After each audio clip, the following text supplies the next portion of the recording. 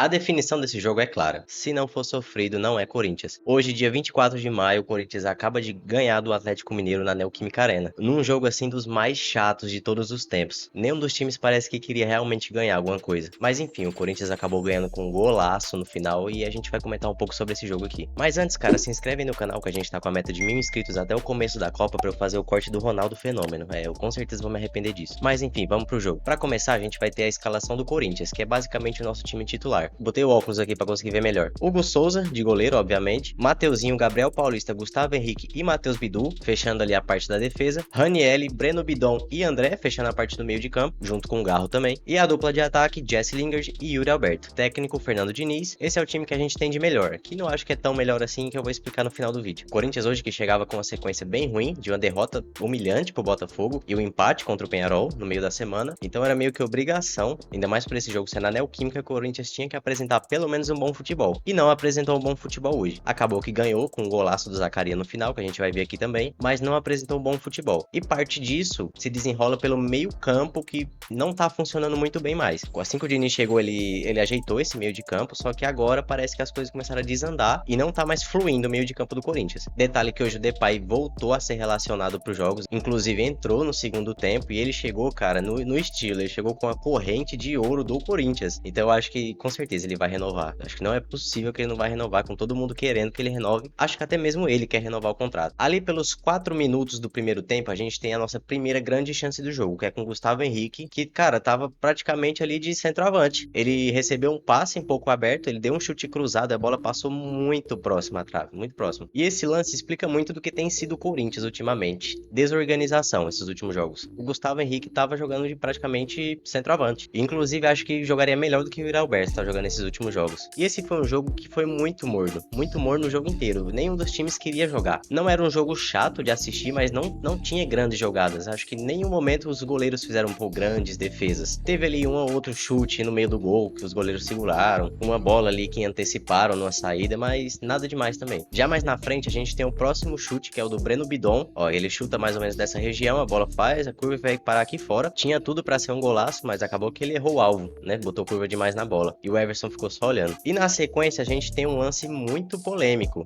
que é de um possível pênalti em cima do Gustavo Henrique. Vamos ver o lance aqui. Era uma falta que o Rodrigo Garro ia bater. Gustavo Henrique na área, ele é totalmente segurado aqui, cai e o juiz não marca nada. Não sei se vocês já repararam nisso, mas nesse Brasileirão de 2026, o Corinthians não teve nenhum pênalti a favor. Já vai praticamente acabar o primeiro turno e o Corinthians não bateu nenhum pênalti. Isso é bizarro, não acho? Teve pênalti roubado no jogo contra o Botafogo, agora praticamente um pênalti, claro, dá pra dizer que é um pênalti claro, que o cara segurou e prendeu os dois braços do Gustavo Henrique, ele caiu e o VAR nem chamou. Isso aqui é situação de denunciar pro STJD e entender o que tá acontecendo, que o VAR não funciona pro Corinthians. E assim termina o primeiro tempo, um jogo bem chatinho, não acontecia praticamente nada, nenhum time queria atacar, queria fazer gol, tanto que o Corinthians terminou com a maior posse de bola, 57-43, que é o clássico caso do Fernando Diniz, que é ter a bola e não fazer gol. Grandes chances, o Corinthians teve uma, o Atlético Mineiro teve duas. 6 chutes a 5 pro Corinthians e uma defesa de cada goleiro. Defesa que não foi difícil, tá? Só defesa simples. E esse primeiro tempo retrata uma coisa muito importante dos jogos do Fernando Diniz, que é a falta de criatividade no ataque. O time hoje até que se defendia mais ou menos também, não vou dizer que se defendia bem, porque teve muitos apertos ali, tá? Se o Galo fosse um time mais preparado para aproveitar esse tipo de oportunidade, com certeza tinha feito 2, 3 ou até mais, porque toda hora o Matheus Bidu tava levando bola nas costas. Aí, então, se o Galo tivesse jogadores mais preparados para esse tipo de situação, com certeza teria feito vários gols no Corinthians, porque toda hora era contra-ataque, 1 contra 1,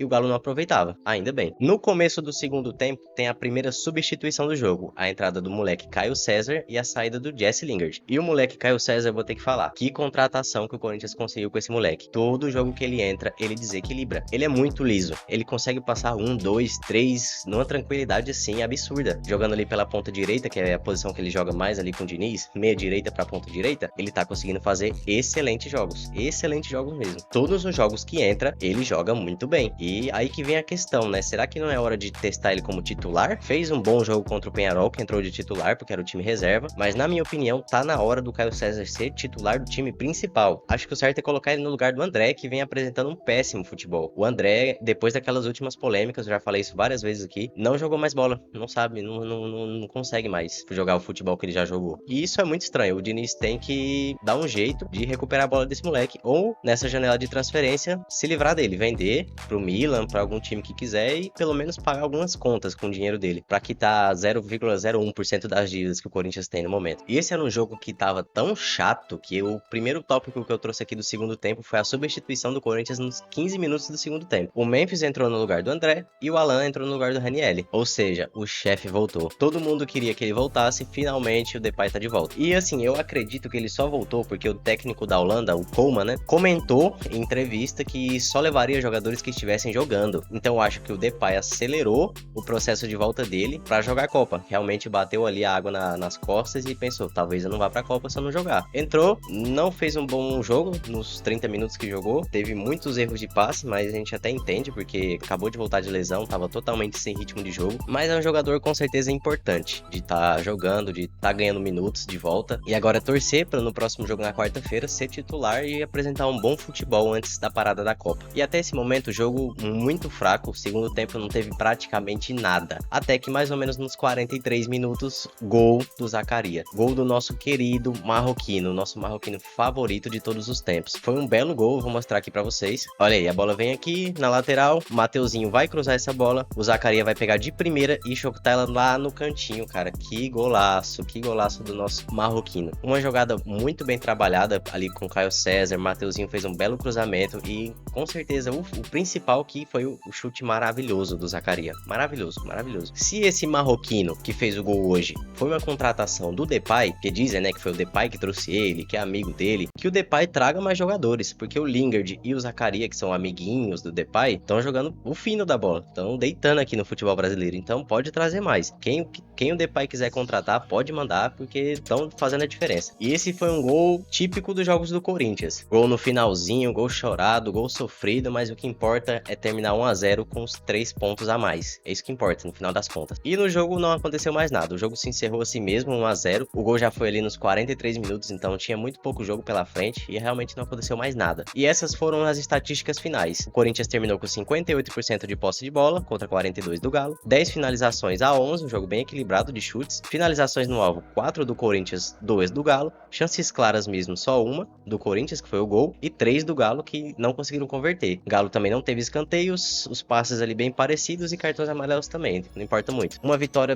bem típica de Corinthians mesmo, bem sofrida não porque o Galo atacou bem, mas bem sofrida porque o Corinthians não conseguia fazer nada no ataque. E com essa vitória, o Corinthians se distancia da zona de rebaixamento, fica 3 pontos na frente do Santos e pode ficar na frente do Vasco também se o Vasco perder o jogo dele hoje contra o Red Bull Bragantino. Ou seja, tá bom a situação? Ainda não, mas com certeza tá bem melhor do que poderia ser. Dá um respiro de alívio, a gente fica 3 pontos na frente do Santos, dá um pouco de alívio porque até a pausa da Copa ali a gente não vai ter mais, digamos que briga pelo rebaixamento, então dá um pouco de alívio sim, essa tabela no momento. Mas tá longe de ser bom, né? Vamos convenhar que o bom era a gente tá brigando no topo. Mas enfim, agora eu queria, pra finalizar o vídeo, comentar sobre duas pessoas que atuaram hoje, que quer dizer, que estavam em campo, mas que não atuaram. Primeiro caso, Yuri Alberto. O Yuri é uma situação muito complicada, cara. Eu acho que já deu, né? Já deu de Yuri Alberto no Corinthians. Foi muito bom enquanto durou. Nunca faltou garra, nunca faltou vontade de jogar, mas eu acho que tá no final já, sabe? Eu acho que provavelmente nessa janela do meio do ano ele vai ser negociado. Esperar que seja pelo menos um negócio bom para ambas as partes. Talvez vá para Roma, que já tinham, né, buscado informações sobre ele. Mas o Yuri, cara, é uma situação muito complicada. Ele não vem apresentando um bom futebol, já é de tempos. Ele tem essas fases porque a gente nunca sabe se o Yuri é um jogador muito bom que tem fases ruins ou se ele é um jogador muito ruim que tem fases muito boas. A gente nunca entendeu muito bem como é que funciona o Yuri Alberto. E depois daquela entrevista que ele deu, meio que ficou desgastado a relação com o torcedor e com o elenco também. Dá pra ver que o Yuri Alberto não tá dando mais certo. Não tá na hora de ir, tá na hora de respirar novos ares mesmo. E o próximo jogador que eu quero comentar é sobre o André, que é outro rapaz que tem que ser negociado. Não tem mais condições do André ser jogador do Corinthians. Parece que depois daquela novela com o Milan, que queria levar ele embora, não sei o que, não sei quantos milhões e depois das polêmicas que teve com os cartões vermelhos, o futebol dele foi embora. Simplesmente não joga mais bola. Caio César, deixa eu colocar aqui a foto dele. Caio César, garoto, entra e faz toda a diferença. Ele poderia começar de titular no lugar do André. Claro que são funções bem diferentes, mas o Diniz precisa